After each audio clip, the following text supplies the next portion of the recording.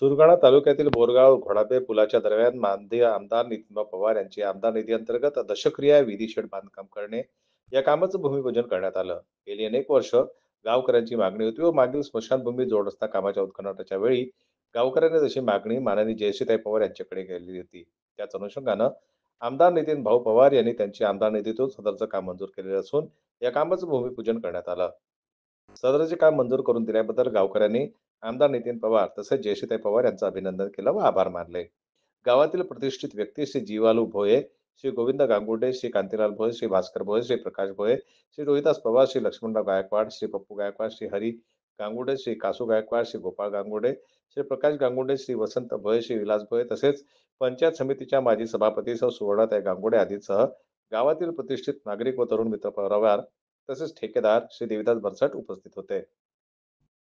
जन्मतला न्यूजसाठी बोरगाव प्रतिनिधी लक्ष्मण बागुल यांची रिपोर्ट.